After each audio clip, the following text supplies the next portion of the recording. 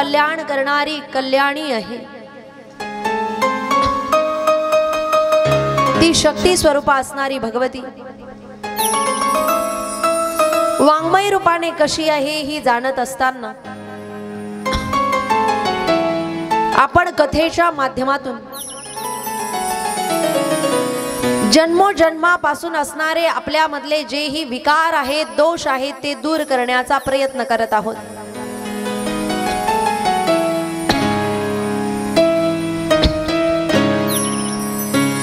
कारण देवी भगवतीची सेवा किंवा देवी भगवतीचं महात्म्य असेल, देवी भगवतीचं कथा असेल, देवी भगवतीचे सर्व कार्य असतील किंवा कोणतीही देवाची श्रवण भक्ती असेल, हे केल्यानंतर मनुष्य जन्मोजन्मापासून जे विकार सोबत घेऊन येतोय ते विकार आपोआप दूर होत आहेत। प्रत्येक मनुष्य आपल्या सोबत वेगवेगळे विकार सोबत घेऊन जन्माला येत असतो। देह मनुष्याचा बदलत असतो, परंतु देह बदलल्यानंतर देहाबरोबर येणारा जो आत्मा आहे तो आत्मा मागच्या जन्माचे सर्व विकार, सर्व संस्कार घेऊन जन्माला येत असतो। आणि जोपर्यंत आपल्यामध्ये विकार आहेत, जोपर्यंत वाईट संस्कार आहेत, तोपर्यंत सत्वगुण आपल्या अंतःकरणामध्ये निर्माण होत नाही। आणि जोपर्यंत सत्वगुण निर्माण होत नाही तोपर्यंत मनुष्य भक्ती करू शकत नाही, भजन करू शकत नाही, परमार्थ करू शकत नाही। विकारी रजो आणि तमोगुणी असणारा व्यक्ती कथा मंडपाच्या जवळून जरी निघून गेला तरी त्याचं अंतःकरण कधीही म्हणत नाही चला आजच्या दिवस तरी कथा श्रवण करूया। कारण त्या व्यक्तीला त्याचे विकार या मंडपापर्यंत येऊ देत नाही।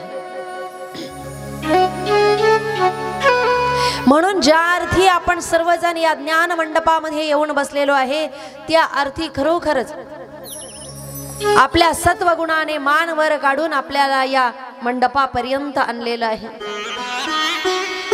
विकारांचं दमन करण्यासाठी आपली मनस्थिती तयार झालेली आहे आणि हे विकार दूर करण्यासाठी भगवान परमात्म्याची निष्काम सेवा आणि भगवान परमात्म्याची कृपा असणं आवश्यक आहे।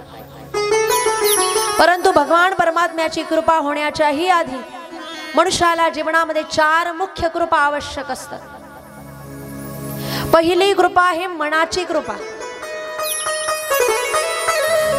मनाची कृपा माणसावर झाल्याशिवाय मनुष्य कधीही परमार्थाला लागत नाही। आपल्या सगळ्यांवर मनाची कृपा झालेली आहे। कशावरून? तर ज्या अर्थी आता आपण दिवसभर वेगवेगळ्या कामामध्ये व्यस्त असताना कुणी शेतातल्या कामामध्ये व्यस्त असेल, कुणी दुकानदारीमध्ये, व्यापार व्यवसायामध्ये व्यस्त असेल, वेगवेगळ्या कामामध्ये आपण व्यस्त असणार आणि अशा वेळेस दिवसभर थकवा आल्यानंतर उपवास तापवास सगळं काही केलेलं असताना जेव्हा यथेच्छ भोजन केलेलं आहे आणि पोट भरलेलं आहे अशा वेळेस जेव्हा फॅन लावून झोपायची वेळ असते अशा वेळेस आपण घरी गादीचा त्याग करून इथपर्यंत येऊन बसलेला आहात याचा अर्थ आपल्यावर मनाची कृपा झालेली आहे। कारण आपल्या अंतःकरणामध्ये आपल्या मनाने आपल्याला काहीतरी सांगितलेलं आहे की आपल्याला एवढे 9 दिवसच कथा श्रवण करायला मिळणार आहे। अहो भाग्याने ते आपल्या जवळच, आपल्या गल्ली जवळच, आपल्या एरियामध्येच कथा आहे, मग जायला काय हरकत आहे। आपल्या मनाने सांगितलेलं आहे एरवी तर आपण भोजन करतोच, एरवी तर आपण झोपा काढतोच, परंतु 9 दिवस जर आपण त्या ठिकाणी गेलो तर आपलं काहीतरी कल्याण होईल। म्हणून आपल्या मनाने आपल्याला घरच्या सुखांचा त्याग करून इथे 2 तास बसल्यानंतर पाठ जरी दुखली, गुडघे जरी दुखले तरी सुद्धा आपल्या मनाने आपल्याला या मंडपापर्यंत ओढून आणलेलं आहे। म्हणजे आपल्यावर मनाची कृपा झालेली आहे। दुसरी कृपा असते ग्रंथ कृपा।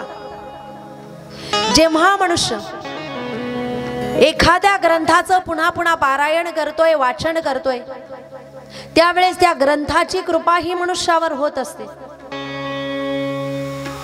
म्हणून आपण ज्या ग्रंथाचं पारायण करतोय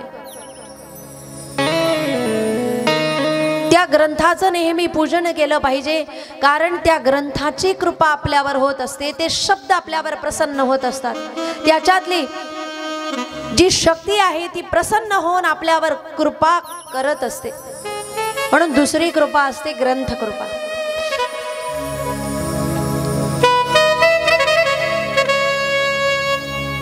कारण जेव्हा मी बाल्यावस्थेमध्ये होते त्यावेळेस आमच्या गावामध्ये एक संताजी मंगल कार्यालय आहे. तिथे एक महान असे संत कथा करण्यासाठी यायचे. स्वर्गवासी नामदेव महाराज शास्त्री असं ज्यांचं नाव होतं ते आता स्वर्गवासी झालेले आहेत. आणि जेव्हा ते महात्मे त्या ठिकाणी कथा करायला यायचे, त्यांचे 5-6 वर्ष त्या ठिकाणी भागवत कथा झाल्या. आणि अशा वेळेस कथा श्रवण केल्यानंतर जेव्हा ग्रंथपूजनाला आपण कथा वाचकाच्या जवळ जातोय, त्या महात्म्यांचा स्वभाव फार मनमोकळा होता. त्या महात्म्यांच्या जवळ गेल्यानंतर एकदा मी प्रश्न विचारला, महाराज तुमच्याजवळ जो ग्रंथ आहे महाराज किती जुना झालेला आहे, त्याचे पानं सगळे मोकळे झाले, धक्का जरी लागला तरी तो फाटतो, एवढा जुना ग्रंथ, तुम्ही नवीन ग्रंथ का घेत नाही? जेव्हा मी त्या महाराजांना हा प्रश्न विचारला त्यावेळेस त्या महात्म्यांनी जवळ बोलवून सांगितलं, म्हटले की हा जो ग्रंथ आहे जेव्हापासून मी कथा करतोय तेव्हापासून हाच ग्रंथ माझ्या समोर मी ठेवतोय. आणि जेव्हा मी कथा ही शिकलो किंवा वाचन केली त्यावेळेस याच ग्रंथाची मी सेवा केलेली आहे. म्हणून हाच ग्रंथ माझ्या समोर असतो, कारण या ग्रंथाची माझ्यावर कृपा झालेली आहे. म्हणून मी ग्रंथ सुद्धा बदलत नाही. म्हणजे उत्तर प्राप्त झालं की एखाद्या ग्रंथाचं आपण पुन्हा पुन्हा वाचन केलं, त्या ग्रंथाची सेवा केली तर त्या ग्रंथाची आपल्यावर कृपा झालेली असते. म्हणून ग्रंथ सुद्धा बदलत नसतात. त्याच्यानंतर तिसऱ्या प्रकारची जी कृपा आहे ती कृपा आहे संत कृपा, म्हणजे गुरु कृपा. जोपर्यंत जीवनामध्ये संत कृपा होत नाही, जोपर्यंत गुरु कृपा होत नाही, तोपर्यंत आपण भगवान परमात्म्यापर्यंत पोहोचू शकत नाही. कारण संत काय करतायत, आपल्यामध्ये जेही गुणदोष असतील ते जाणून आपले दोष दूर करण्यासाठी आपल्याला योग्य मार्ग दाखवतात. आणि संतांनी जो परमार्थाचा मार्ग दाखवलेला असेल, जो मंत्र सिद्ध केलेला असेल, आपल्याला तो गुरु मंत्र दिलेला असेल, आपण तो मंत्र घेतल्यानंतर गळ्यामध्ये तुळशीची माळ घातल्यानंतर जेव्हा आपल्याकडून त्या मंत्राचा जप होतो, संत सेवा होते, गुरु आराधना होते, त्याचा परिणाम काय होतो तर संत कृपा होते. आणि संत महात्मे त्या भक्ताला उचलून भगवान परमात्म्यापर्यंत पोहोचवण्याचं कार्य करत असतात. म्हणून तिसरी कृपा संत कृपा मनुष्याच्या जीवनामध्ये असली पाहिजे. आणि चौथी जी कृपा आहे ती चौथी कृपा म्हणजे साक्षात भगवान परमात्मा कृपा करतायत. केव्हा? जेव्हा मनाची कृपा झाली, ग्रंथ कृपा झाली, संत कृपा झाली, तेव्हा भगवान परमात्मा जीवावर कृपा करत असतात. म्हणून भगवान परमात्म्याच्या कृपेआधी संत कृपा असणं आवश्यक आहे. कुणी जर म्हटलं की आम्हाला संतांजवळ जायची गरज नाही, आम्ही डायरेक्ट देवाचंच नामस्मरण करू, डायरेक्ट देवाचंच मंत्राचा जप करू, मंदिरामध्ये जाऊ, पूजा पाठ करू, गुरु धारण करण्याची गरज नाही, असं जर कोणी म्हणत असेल आणि आपल्या मनाने जसा परमार्थ सांगितला आपण जर तसा करणार असणार तर ज्ञानोबाराय म्हणतायत, मनोमार्गे गेला तो तेथे चिमुकला, मनोमार्गे गेला तो तेथे चिमुकला, मनोमार्ग गेला तो तेथे चिमुकला, मनोमार्ग गेला तो तेथे चिमुकला, हरी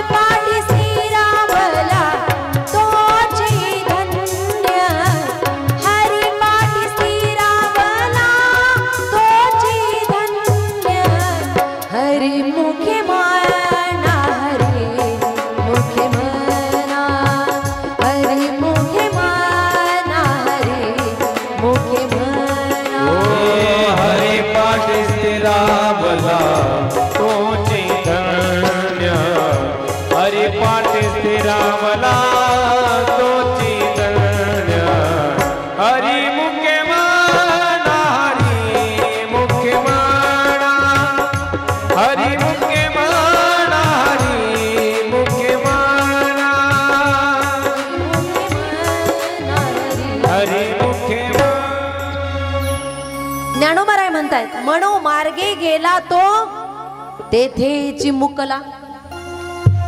तो त्याच ठिकाणी भगवान परमात्म्यापासून मुक्तो, म्हणजे त्याचा मार्ग त्या ठिकाणी बंद होतो, जो मनाच्या मार्गाने जातो. कारण हे मन कधी आपल्याला परमार्थाला लावेल, कधी म्हणेल नाही देवीची भक्ती करूया, कधी म्हणेल नाही विष्णूची भक्ती करूया, कधी म्हणेल नाही शिव सगळ्यात श्रेष्ठ आहेत, लवकर प्रसन्न होणारे भोले बाबा आहेत त्यांची भक्ती करूया. मग कधी ओम नमः शिवाय, कधी दुर्गा भवानी माता की जय, कधी राम कृष्ण हरी, कधी हरे राम हरे कृष्ण. कधीतरी तुम्ही दृष्टांत श्रवण केलेला असेल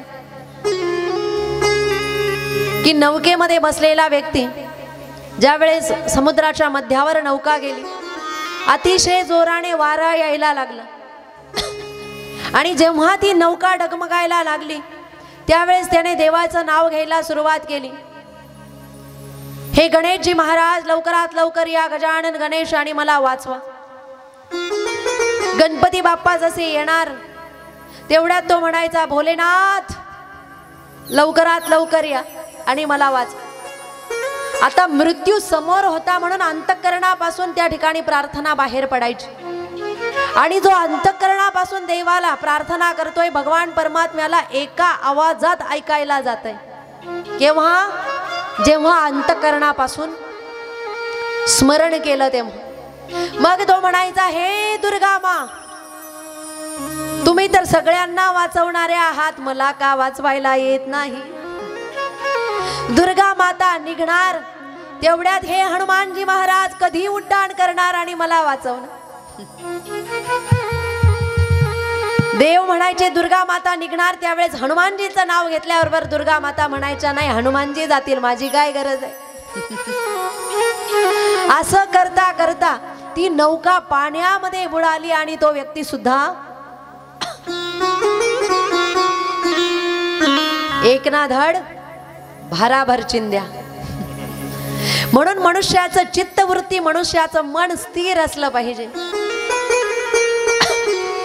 निष्ठा एकाच ठिकाणी दृढ असली पाहिजे.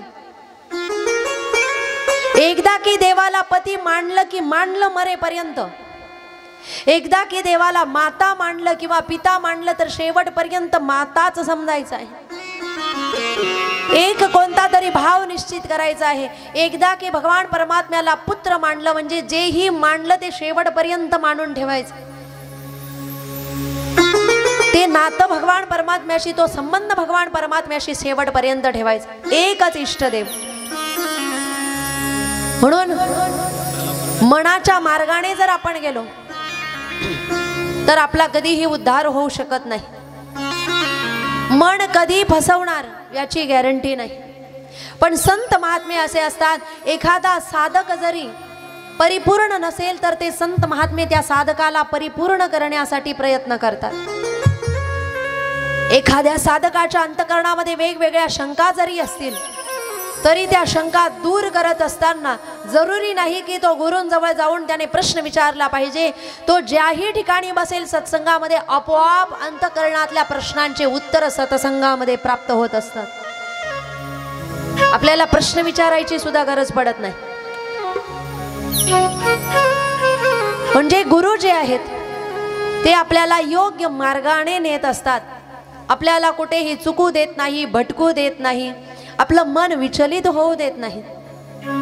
आणि ज्याच्यावर गुरुची कृपा असते, एखादा भक्त जरी कसाही असेल, दुष्ट जरी असेल, वाईट असेल, वाम मार्गाचा असेल किंवा निष्ठा जर त्याची पूर्ण नसेल तर गुरु कृपेने गुरु असं काही करतात की आपलं तपोबल जे आहे ते शिष्याला देत असतात की ज्याचा परिणाम अपूर्ण असलेला शिष्य सुद्धा पूर्ण होऊन भगवान परमात्म्यापर्यंत पोहोचत असतो.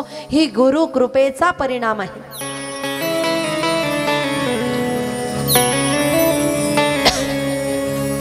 म्हणून जीवनामध्ये गुरु कृपा झाली पाहिजे. जीवनामध्ये संत कृपा झाली पाहिजे. जीवनामध्ये संत भेट झाले पाहिजे. समजा आपल्याला या गावापर्यंत यायचं आहे, आपल्या नागपूर सावनेर पर्यंत यायचंय. कल्पना करा, आम्ही आळंदीतून निघालो आणि आम्हाला कोणताही मार्ग माहीत नाही आणि मोबाईलवरचा मॅपही आमच्या जवळ नाही, अशी कल्पना करा. आळंदीतून आमची गाडी निघाली, आम्हाला सावनेर पर्यंत यायचं आहे. अशा स्थितीमध्ये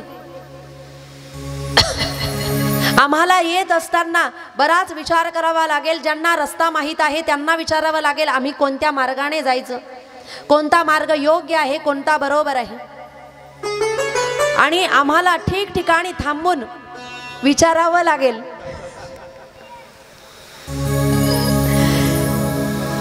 की इथून पुढचा रस्ता कसा आहे, कुठून जायचंय, कोणत्या मार्गाने जायचंय. पण जर आळंदीतूनच सावनेर मध्ये राहणारा गृहस्थ जर आमच्या सोबत असेल, आळंदीमधूनच आमच्या गाडीमध्ये सावनेर मध्ये असणारा गृहस्थ जर आमच्या बरोबर असेल, तर आम्हाला गाडी थांबवून कोणाला विचारायची गरज आहे का की कुठून कसं जायचंय. सावनेर मधला व्यक्ती लगेच सांगेल, बघा इथून असा मार्ग आहे, तिथून तसा मार्ग आहे, तिथून गाडी टाकली तर आपण लवकरात लवकर पोहोचणार, हा मार्ग लवकर आहे, म्हणजे वगैरे वगैरे सगळं काही ज्ञान प्राप्त होईल केव्हा, जेव्हा या ठिकाणचा व्यक्ती आपल्या सोबत असेल, ज्याला हे ठिकाण माहीत असेल.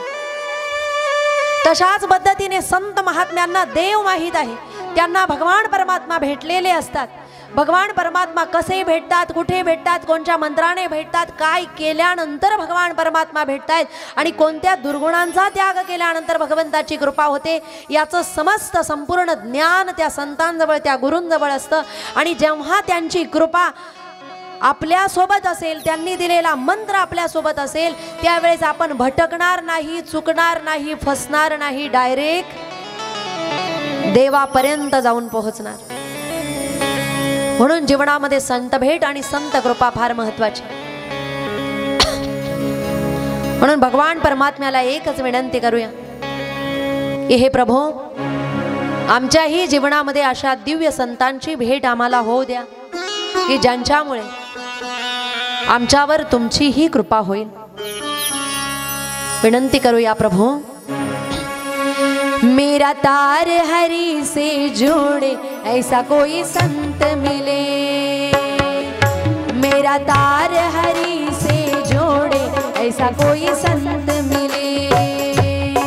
ओ मेरा तार हरि से जोड़े ऐसा कोई संत मिले, ओ मेरा तार हरि से जोड़े ऐसा कोई संत मिले.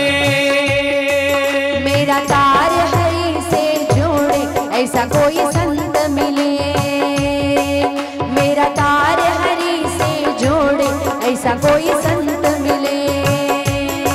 ओ मेरा तार हरि से जोड़े ऐसा कोई संत मिले, ओ मेरा तार हरि से जोड़े ऐसा कोई संत मिले. ऐसा कोई संत मिले, ऐसा कोई संत मिले, ऐसा कोई संत मिले, ऐसा कोई संत मिले. ऐसा कोई संत मिले, ऐसा कोई संत मिले, ऐसा कोई संत मिले, ऐसा कोई संत मिले. मेरा तार हरि से जोड़े ऐसा कोई संत मिले, मेरा तार हरि से जोड़े ऐसा कोई संत मिले. वो मेरा तारा हरि से जोड़े ऐसा कोई संत मिले, वो मेरा तारा हरि से जोड़े ऐसा कोई संत मिले.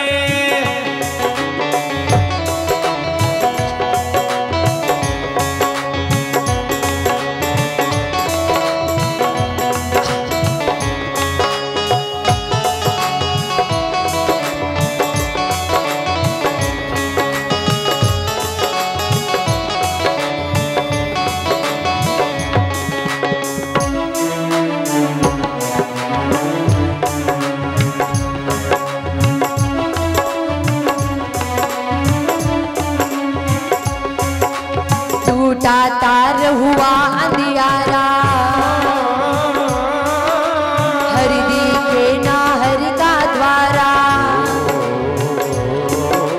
टूटा तार हुआ अंधियारा, हरि दिखे ना हरि का प्यारा मेरा बिछड़ा मीत मिला दे, ऐसा कोई संत मिले। मेरा बिछड़ा मीत मिला दे, ऐसा कोई संत मिले। ओ ऐसा कोई संत मिले, ऐसा कोई संत मिले, ऐसा कोई संत मिले, ऐसा कोई संत मिले, ऐसा कोई संत मिले, ऐसा कोई संत मिले, ऐसा कोई संत मिले, ऐसा कोई संत मिले। मेरा तार हरि से जोड़, ऐसा कोई संत मिले। मेरा तार हरि से जोड़, ऐसा कोई संत मिले।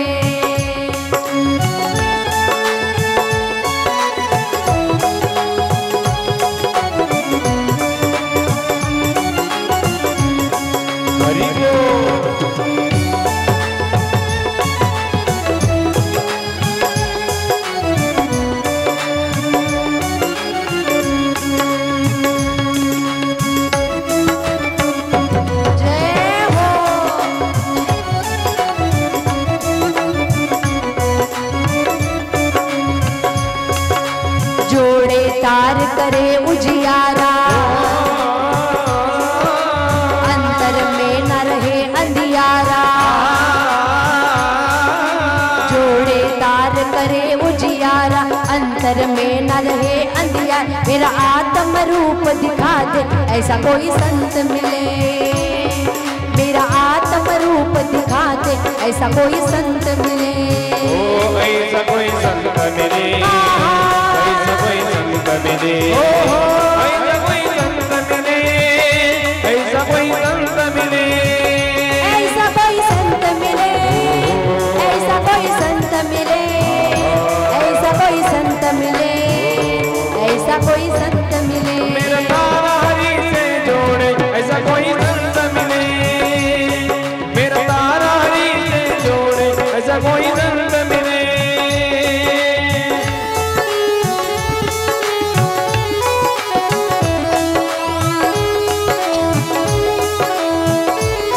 हाँ माऊली महाराज, इतना टाइम नहीं निकलेगा, टाइम बंद कर।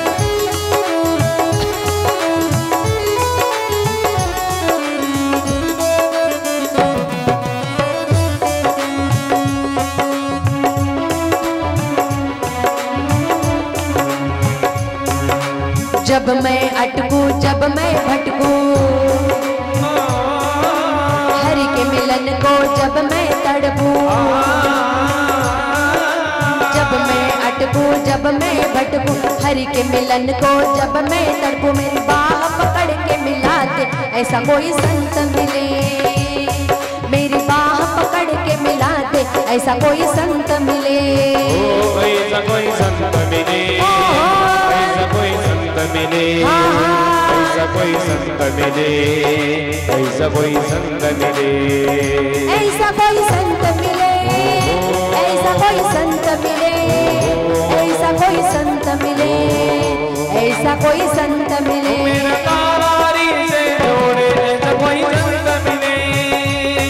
मेरा तारा हरि से जोड़े, ऐसा कोई संत मिले।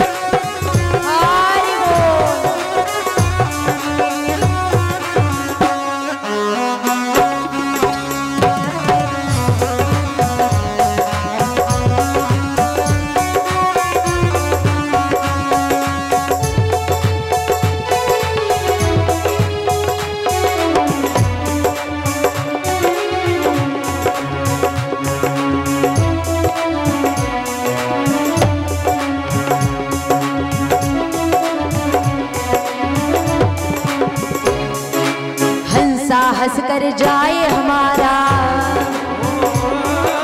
माया जाल में न पड़े बेचारा।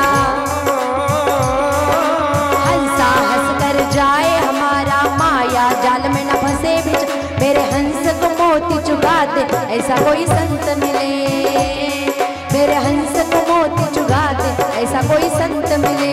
ओ ऐसा कोई संत मिले, ऐसा कोई संत मिले, ऐसा कोई संत मिले, ऐसा कोई संत मिले, ऐसा कोई संत मिले, ऐसा कोई संत मिले, ऐसा कोई संत मिले, ऐसा कोई संत मिले। मेरा तारा हरि से जोड़े ऐसा कोई संत मिले, मेरा तारा हरि से जोड़े ऐसा कोई संत मिले।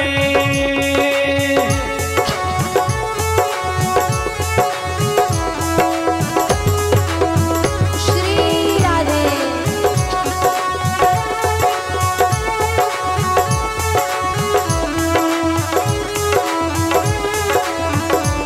हरि बोल।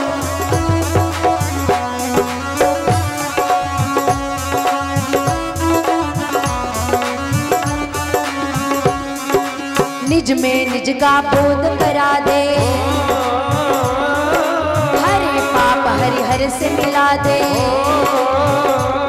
मेरे निज को निज का बोध करा दे, हरे पाप हरि हर से मिला दे। मेरी सीधी बात करा दे, ऐसा कोई संत मिले, मेरी सीधी बात करा दे, ऐसा कोई संत मिले।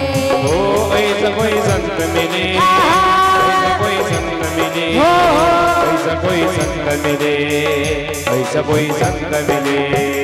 ऐसा कोई संत मिले, ऐसा कोई संत मिले, ऐसा कोई संत मिले, ऐसा कोई संत मिले, ऐसा कोई संत मिले। मेरा तारा हरि से जोड़े ऐसा कोई संत मिले, मेरा तारा हरि से जोड़े, ऐसा कोई संत मिले। ओ मेरा तारा हरि से जोड़े ऐसा कोई संत मिले, मेरा तारा हरि से जोड़े, ऐसा कोई संत मिले, ऐसा कोई संत मिले, ऐसा कोई संत मिले। ऐसा कोई संत मिले।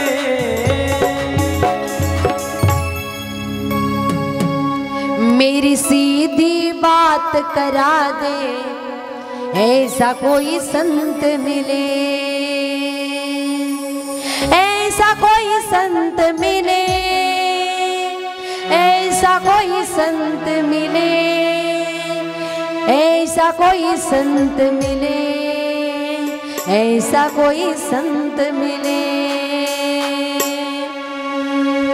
मेरी सीधी बात करा दे, ऐसा कोई संत मिले। मेरा बिछड़ा मीत मिला दे, ऐसा कोई संत मिले।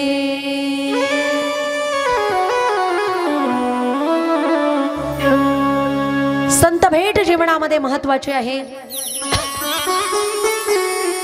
की ज्या संतांचा आशीर्वाद मिळाल्याशिवाय भगवान परमात्मा कधीही कृपा करत नाही, आपण भगवान परमात्म्यापर्यंत पोहोचू शकत नाही। आणि याचं उदाहरणच जर द्यायचं असेल तर ज्याच्या जीवनामध्ये संत भेट नाही, सतसंग नाही, त्याला डायरेक्ट देव जरी भेटले आणि देव त्याच्या समोरून जरी गेले तरी त्याला ओळखता येत नाही। आणि त्याचं उदाहरण म्हणजे महाभारतामध्ये दुर्योधनाची आणि द्वारिकाधीशांची भेट, संपूर्ण जीवनामध्ये दुर्योधनाला 200 वेळेस द्वारिकाधीशांची भेट झाली होती। किती? 200 वेळेस। आणि इतक्या वेळेस भगवान परमात्मा भेटूनही, शांती प्रस्ताव मांडूनही, भगवान परमात्म्याने स्वतःच्या मुखाने दुर्योधनाला समजावून सुद्धा दुर्योधनाला देव कळले नाही आणि ज्ञान कळलं नाही। कारण देव डायरेक्ट भेटले परंतु संत महात्मे मधला दुवा नाही। जर संतभेट झालेली असली असती, सतसंग जीवनामध्ये घडलेला असला असता तर ज्ञान दृष्टी प्राप्त झाली असती, आणि ज्याला ज्ञान दृष्टी प्राप्त झाली त्याला देवाला ओळखता येतं। जोपर्यंत संतभेट होत नाही तोपर्यंत देवाला ओळखता येत नाही। म्हणून पुराणांमध्ये ज्यांना ज्यांना कधीही कुठेही नारदजी भेटलेले असतील, मग ते राक्षस जरी असले तरी त्यांना शेवटी देवच भेटलेला आहे। कारण आधी संत भेट, म्हणून संत भेट होणं आवश्यक आहे, संत कृपा होणं, गुरु कृपा होणं आवश्यक आहे. परमहंस श्री